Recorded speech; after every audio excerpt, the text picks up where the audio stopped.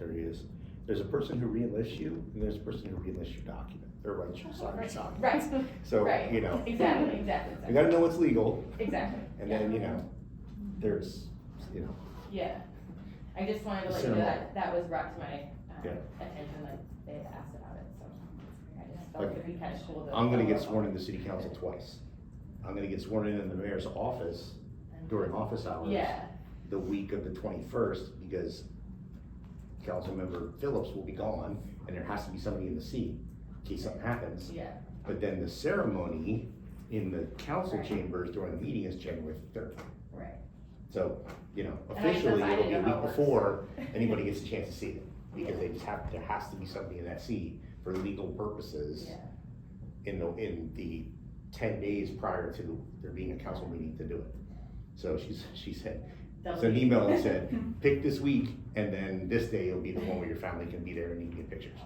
You know, so it's. I didn't know if it was like that or how it worked, Yeah, so. Just let me, either way, it's fine. Where would I have there? Anything else in the boards and meetings, or ready to move on to the rest? And if you have questions about what those Did we cover the do. appointed positions that are? The 4 appointed positions, so. Oh, 4. There are 4, yeah. There's descriptions of them in the, Yeah. with the So policies. you can see, yeah. Yeah, exactly, this is here. Yeah, they're all listed in here, but actually, if you go on the policy page, there's descriptions of each, of what they cover and supposed to do. Well, all of them, but including the liaisons. Yeah, I got a decent idea about there, just cause I see you guys. And then in here is the tentative script for the 14th also, just to kind of help drive that, so we'll make sure everybody has that by in advance of that date. The only other thing that's in this section is kind of the typical policy review process, so these have all been posted in agendas. These are all just like hard copies of what we have online already. But when we get to a policy batch, that's probably something that's worth talking about too, in terms of just general flow of meeting. So there's a cycle around policy governance that we follow that's kind of on an annualized basis, or every 6 months or so. And so what will happen is the legislature convenes, they have their session, they do their thing, they vote and change or enact new laws. And then WASDA actually has a legal team that then goes and examines all of the education-related decisions that have happened. The majority of school districts in the state, the lion's share of them, use the same policy series that we do. So these are pretty codified in most school districts. And they're codified through 1,000 through 6,000, and each 1,000 is a different area in the schoolhouse. So WASDA will go and look at all the stuff that the legislature has done, and then they will come back with an issue of policy news, which is a publication that everyone receives as a board director. And in that, they have kind of a conversational update. They'll just say, so the legislature has made the decision that this or that needs to happen, and here's where that's gonna change, and here's the policy number, and here's why. Then they will push out the actual change language. So then one of Corey's many jobs is she is also the keeper of the policies. She will take the policy we've had, she will take the WASDA proposed policy, and she will hold them side by side and then tentatively update our policy to what WASDA has proposed. And she'll show that, like you can see it in here, she'll show it in markup language. Yeah. So she'll do that for every single one. And early on in the process, the board chair and I will sit down and look at all the policy updates that are coming, and we try to apportion them out in batches that will be digestible for the board. Because there have been times where we received upwards of 40 policy updates. It's too much to take. So we'll divide them into groups of like 20, and we'll try to keep them in kind of a manageable amount. And that's partly for the team, because the next step after we get the WASDA markup is I turn to the team and they are all assigned 1,000 series. So like Rachel usually owns 5,000s, Mike will own 6,000s, and Teaching and Learning owns 2s and 3s, and I own 1s. And so we are then sent on a homework assignment of looking at the old policy language, the proposed policy language, and then really looking at our practice. Like, can we put our hand on our heart and say, what is saying in this policy is actually how we do it? And then tangential to most policies is procedure. So I then also task the team to make sure that they go through and review all of the procedure that is associated with the policy. The board doesn't vote on procedure. That's administrative purview, but we want to be sure that when we put the policy in front of the board, we're going to have the updated procedure in place pretty quickly thereafter so that they are working together. I'm also pretty good to let the board know if we see a left or a right turn in procedure, or we see a dissonance, that's a problem, to ensure that we get that into harmony before the board takes a vote on the policy. And there's opportunity for the board to ask questions. Always. Of us on those policies, and they do. Yeah, I watched you guys go through that, and it was pretty smooth how cause you already knew the team member, like, oh, Rick, your question's gonna be this or that, or, you know, you were able to quickly kind of. And that's credit to the team. So we have our standing exec meetings on Monday, and they can be anywhere. Sometimes they're an hour and a half, and then sometimes they're 5 hours. It just kind of depends on what's on the docket that day. When it's policy time, those meetings take a very long time, and we are climbing through that mostly to ensure, usually I need to know with all my direct reports, what they're seeing so that I'm conversant and understand it, so that when it comes to the board meeting, I prefer to be able to handle the questions myself and not have to call the team up all the time. But sometimes these get very particular, and I have a pretty good working knowledge of it, but like, especially when it comes like school safety or security, like John Waller just lives that stuff all the time, so I would rather he come up and talk about it because that is his wheelhouse. But it's a very long process, so before it even comes up for a study session with the board, the team's been at work at it for about 3 weeks. And we've probably had it calendared for another, like, a month ahead, so there's a really long runway and a lot of pre-work that goes into getting these prepared for the board, and then the study session, you observe that, is where a lot of the questions and discussion happen. That's where the board usually will make recommendations or ask certain things, and then there are times where I'm like, that's a great question, I will go find out. But the goal is that between the study session and the management report, a review of those things, we've gotten the information, the board is informed about the procedural or policy change that's gonna be taking place, so that then when they come to vote on it, it's clear. And we haven't done it the way you saw for the whole time we've been. We used to go through every one and like, it took much, much longer. We have refined this process to get to where we are, to where if there's a policy where none of us have a question, it's clear, is it like, that's what you see, we don't spend time on it. It's, WAS has already cleared it, we read it, none of us had a question, right, we're good with that one. We don't spend time on it. I think where the district was getting into trouble a little bit previous, is that because of those discussions that would happen, a lot of on-the-fly editing of a policy was being suggested by board members. And often that just drug the process out, because they'd be like, well, I wanna put this and I wanna put that, and it's like, okay.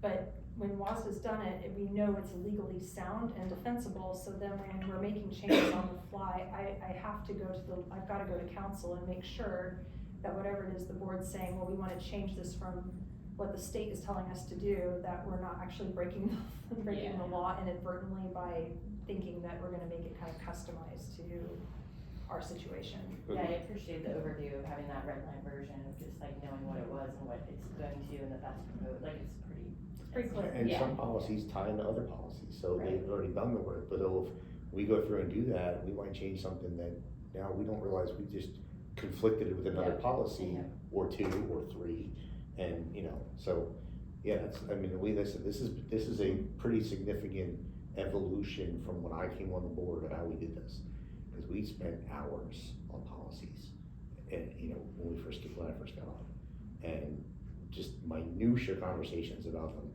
because we didn't prep, we didn't do that, it was not understanding necessarily the consequences.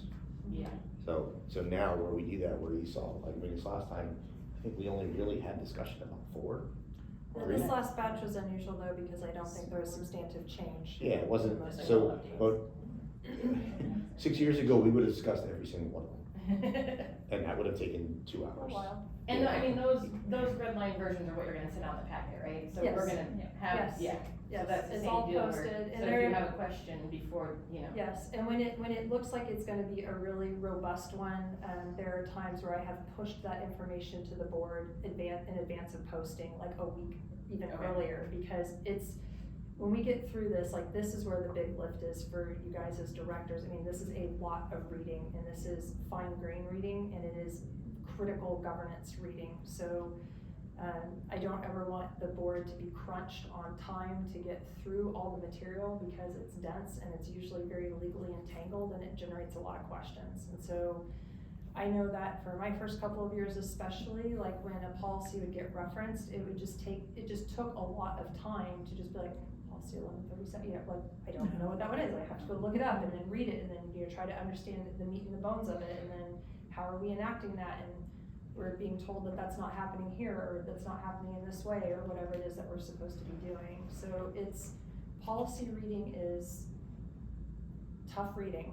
It just is time intensive and time consuming. So I really, like, if we've got a big batch coming, I will try to make sure you've got that even in advance of posting, just Okay, because great. there's so much to get through. And then one of the things we did too that I think has really helped the board as well is Corey and I, the chart, the synopsis, this really helps as well, because you know right off the bat if it's an essential change, like the law requires it, or it's discretionary, or Right. whatever. So we're kind of able to put, and she puts this summary comes straight from the WASDA policy magazine. So she just plugs in what they've put in, so that you have kind of an idea at a glance, like here's what the change is gonna be, or here's why the change is gonna be. It's very like laid out. I think this really has changed the conversation quite a bit and has been really helpful for board members. I'm just looking at all of you like, yes, because it takes a lot of time to put this together. Oh, yes. No, absolutely. It's definitely, it's easier than it, and more efficient than it used to be. Even though I know, it's like, I'll just. So this- That's This is like a lot of the language, to be quite honest with you, that I'm quite used to. It's probably a good thing I left my other job before I did this. I would've been double doing it all day. Yeah. This is the kind of thing. Well, yeah, because it was Pretty- hugely policy driven also. It's, So. Or if you hear this example one anyways, let's keep it. So we typically, when the legislature takes action, there's anywhere from a year to 2 years before it formally is like, you must do this or else. So that gives us time to batch out the policy. So again, we just went through a cycle right now. We're gonna have another one that's gonna crank up at the end of January. But it's a long, slow road, because it's a month of team prep. Corey and I get it edited, then it's 3 rounds of meetings, so that's 6 weeks at a minimum. So there's really there's no such thing as like rapid change in policy. It is really a thorough process. I don't think we've ever had an emergency policy change. Not legally. I can't think of a time where we've had to push anything through like that. Not since I've been here. COVID. Yeah, but So that's those count. just COVID, whatever. For that, it's a blip in my. Those are radar. emergency, Just those a are emergency small actions, blip. that's what we call them. Small emergency pandemic. policies. Yeah, gotcha. And every time they change the graduation requirements, that's always a fun conversation. 2410. 2410, it's our favorite. Of course, that is the favorite. We are all very conversant with it, because I would say the legislature changes it every session. So I think of all the other thing too is Corey also keeps a running master of the last time any policy has been changed. So every so often, if we get to like a 10-year mark and something hasn't been reviewed, we'll sometimes batch it in just to have it be back in front and ensure that, yep, okay, we're still good with this, and we try to keep everything on a cycle, so we're not like, we don't have like a dusty policy that we haven't looked at in a long time and we don't know what's going on with it. That's important as well. So sometimes she'll come to me and say, hey, it's been a while since we've done this, we probably wanna batch this in. I'm like, it's a good call. And we will often have legal counsel look at that. and just ensure, like, there's nothing that we've skipped, omitted, forgotten, something's happened, we didn't some reason get it into a cycle, and then we will batch it through. Make sure it's still like pertinent as it's written, still makes sense to the Yes. practice and things. Well, and like what Rick was saying, a lot of these policies either intersect, but a lot of them kind of glance off of each other, and so if one changes, even if another's not up for review by ledge change or by WASDA's recommendation, It'll impact it for sure, yeah. we just wanna be sure that there's congruency between the language on them. Cause It's that not can get confusing. always clear when that's the case. Sometimes there's direct reference Right. in the policy, sometimes it's not clear. You just have to know your thousands. Yeah. Gotcha. And have read every one of them and memorized them, and, you know. I do that during the week in another job, so I don't do that here. Yeah. I have it all memorized. Okay, you know, that was a lot of like what we were in session about yesterday and this morning. Right, kind of follows up on the, yeah. Let's talk about it. It's our nuts and bolts of everything they told you were required to do yesterday. Yeah. It's a lot. That also is on their website that I already read from like 2 AM to 3 AM one day, and I feel like I just wasted it. So overview of that. Yeah, I think also in relation to kind of what was talked about yesterday is just the discussion about the purpose of board meetings and, what that's about, so I don't know if you wanna. Yeah, I can talk, you know, we've kind of hit on it more, but, you know, the main realization, the business function of the board meetings. You know, and again, that comes from, same thing over and over, sorry, it's preparation, you know, the work to create an agenda, the work to review the items, the conduct of the meeting, you know, the respect of each board member, but also the realization that we are a board. You know, I'm not district number 2, I'm part of the North Kitsap School Board director, so, but I think you know, for me, it's the business function, and if you go look at our, you know, I'm sure you're aware of our primary functions, which we've kind of always talked about, just keeping the focus on that, and to do that, and then also being respectful of the staff's time too. I think that's an important aspect of it too, and the realization of the days, the long days that they have on Thursdays, dealing with the board meeting. I'm appreciative for that, so, but yeah, I think it's, the business aspect of it is important. Yeah, no, I want to comment. Yeah, we kind of,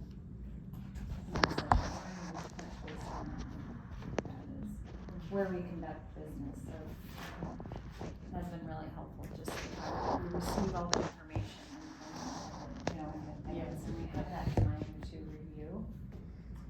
Because I just, again, I think it's helped us immensely, just as a board, and to maintain that professionalism and respect.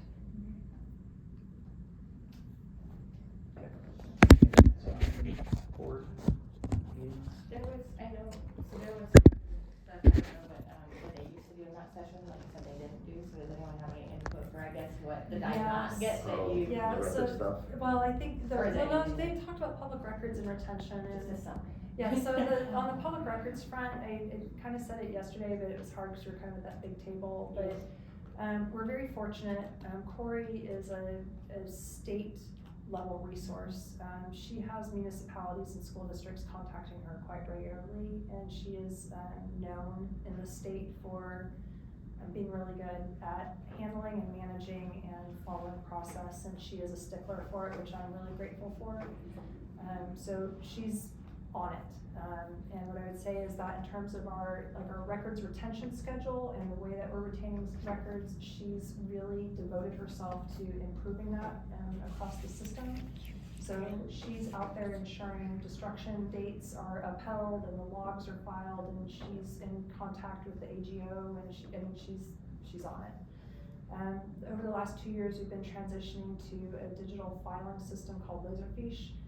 She's at the helm of that, along with a couple of guys in the tech department, and they've been meeting weekly, sometimes multiple times in the week, to transition those paper documents into electronic records so that they are easier to both find and then search for them, when we do get requests, but then also for the destruction timeline and destruction logging, it's easier to do. So like I was telling you, my first couple of summers, she and I were up in the attic with the big rubber gloves on, like actually going through just boxes and boxes of, 60-year-old paper that.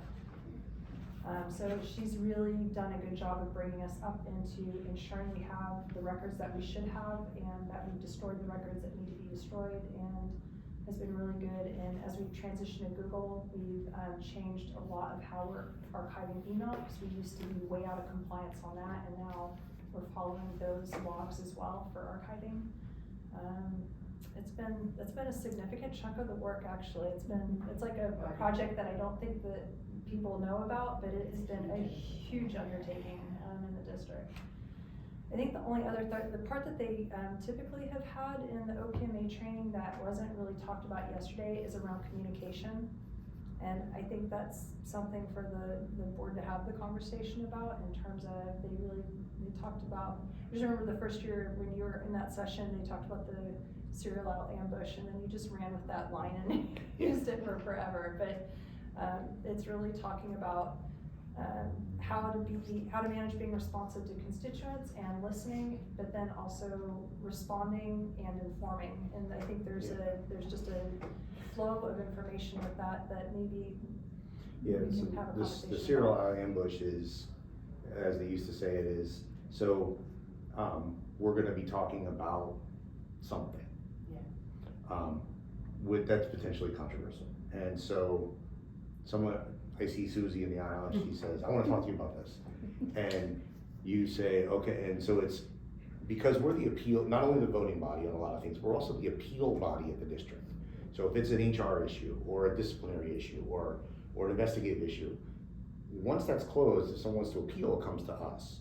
And so the line that stuck with me is, because what they explained is, if you have a conversation with someone early on in the process, you run the risk of biasing your role as the appeal vote. And so you have to be conscious of, and the way they put it is I like the phrase, is they said, you can approach the person of, do you want to talk to me about this now, or do you want me to be available to vote on this later? Because if you get too deep into a conversation with someone, then it could be said, well, you're biased, you had this conversation, you've already known, and we had a disciplinary one that got appealed to us probably within my first 6 months, where the witness to the event was the son of someone who I was very close to in the Navy. And I said, well, if this is gonna end up, I feel like I'm gonna need to recuse myself.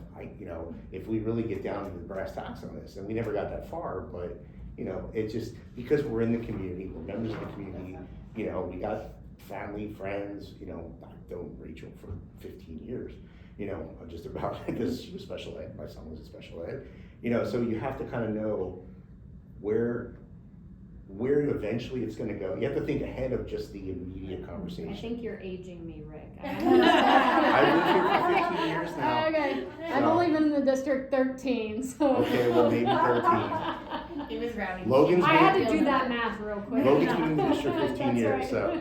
But, I knew Rachel long before I came on the board, essentially. So, but you have to kind of think, like I can hear you out, but maybe this will impact a future decision, a future appeal.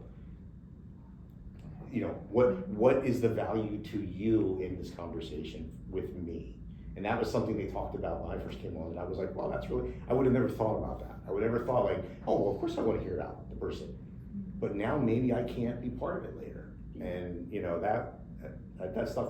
Yeah, the other side of it too is, like we talked about, the realization that you're one of 5 board members, and it's very hard to maintain that in those conversations, but you need to be very careful.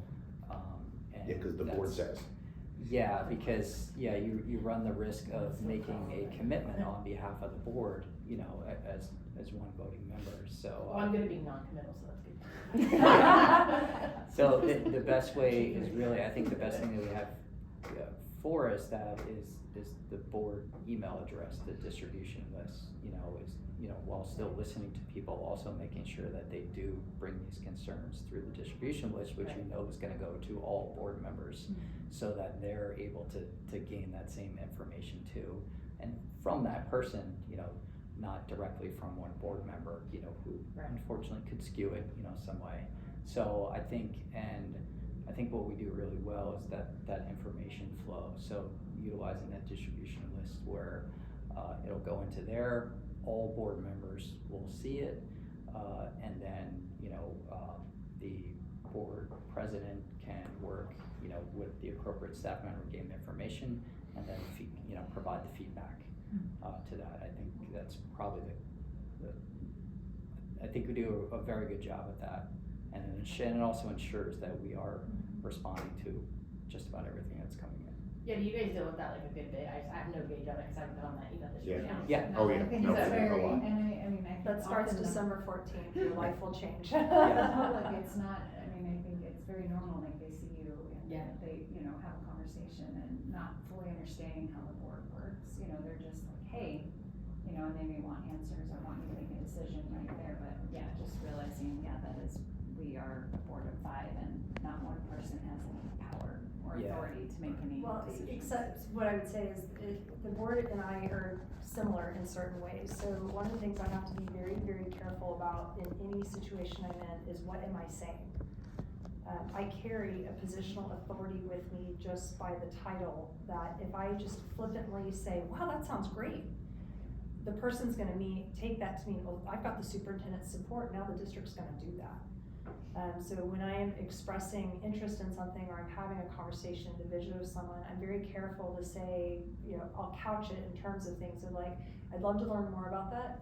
There's some interest there. You also know there's a process we have to follow as a district, and I'm gonna be respectful of X, Y, Z. So I have to be very careful, because if I am not careful with my words, I inadvertently make a lot more work for my team.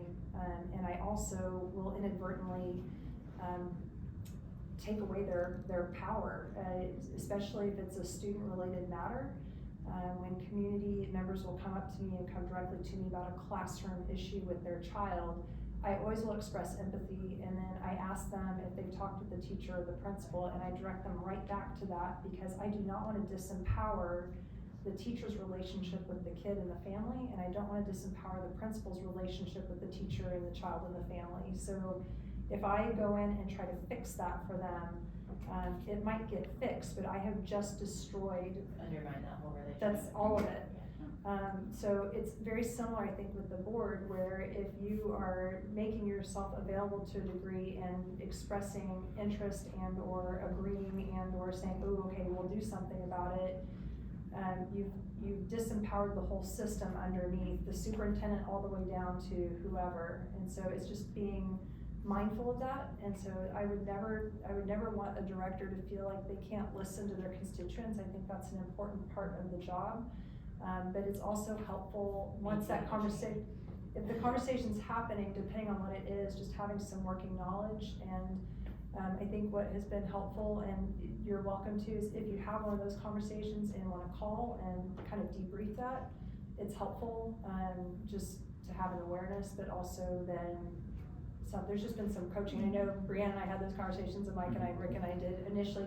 You just kind of get flummoxed. Like the first few times someone comes up to you and they like bring this big thing at you, and you're just, I don't, it's tough. So having some phrasing and some. I always tell my staff, have a mantra. Yes. Be ready. Have a mantra. Exactly. Well, Be also ready to kinda- having a kid in the district too, you know, there's a line too, and so what I would also be like, well, Logan's dad says, you know, I'm here as a parent right now, I'm not here in any other capacity, and even, you know, and I would even, hey Lauren, I'm going to school today for a parent-teacher conference, I'm not going as a board director, I'm going to be there as Logan's dad, and that is it. And there has been times where I've had a staff member say like, well, because I'm Logan's dad, remember, you know, and I just, no, we're only talking about my kid and my kid's education. Well, and I think And we're that's- conflating two things. So Right. there's the working with constituents and hearing them and listening, but helpful also if those conversations happen to inform. Typically it's me, because you can talk to me and it's not a serial meeting, and then I can inform the board and it is not a serial meeting. So it's important that if there's, all of you are out there talking with people all the time, there has to be someone who's kind of aware of where all the conversations are going on, and it's helpful for me to be in that position, so that I can have an understanding of like, are we seeing congruence of concern, or there's lots of disparate places, or sometimes people will talk with different board directors and get different answers. And I need to know that, because the next stop will usually be me and wanting to know, well, I talked with this person, that person, and I got 2 answers, so what is the answer? And then I'm like, oh, okay, this is gonna be tricky. Yeah, and that's why you'll get individual emails that'll be addressed to you. Just, it's helpful if you can just forward that on to the distribution list to go do that, because we often get that, where it'll just go to A lot of school people board will use director. the school board at NK Schools address, but certain individuals in particular prefer to just use each Right. individual address. And I would say 4 out of 5 times they've emailed all 5 of you, but they haven't, you can't see that they've done that. So it can be a little unsettling, like, am I getting singled out, or what's going on? So that is helpful, because you are a body of 5. So whatever input is coming into one of you should be shared by all of you, so that you have people floating in awareness. Particularly if you already know them, because then you don't know. Are they coming to me because they know me, or are they coming to me? Right. Yeah, then you just don't know. Yeah, People think they can only email the person that's in their district. That- yeah, that's- sometimes that's- that has- that's- oh, I there's think- lots of confusion around that, Yeah, even they just in think the we're voting, geographic you or know? not. So, But yeah, they didn't, you're right, they kinda yesterday they sort of did a real like gloss job over that, but. But the other component of it that is also equally important is understanding the relationship between the board and the superintendent and the staff. And I think that communication chain is also equally important. So staff members, for whatever reason, will get very nervous about a school board member coming in to see them. And so it's important that they know, especially if you're coming into the school, you're usually coming in because all of you are parents, right? Well, yeah, all of you are parents in the district. So it's important that they know if you're coming in. I ask the board to just identify themselves as coming in as so-and-so's parent, because then the staff member understands that that's the nature of the relationship and the conversation that's gonna be taking place. And it doesn't put the board member or the staff member in the awkward position of like, I don't really know, like, am I getting told what to do? Do they have the ability to tell me what to do? We just keep it really clean. And I work with the staff, I talk with principals and let them know when a director has a student enrolled in their building, just so that they understand that I don't support and don't want special treatment of director children compared to every other kid in the school district, so that they feel supported in upholding rules and policies consistently. And then the board, I make that very clear with the directors, that you don't get special dispensation. The one thing really is when your kid walks across stage at graduation, if you're still on the board, you're probably gonna get to hug them on the stage in front of everyone. That's kind of an exception on the thing, but we really wanna be sure that we're being fair. And I never want a principal to feel like they're being pinched, or a teacher.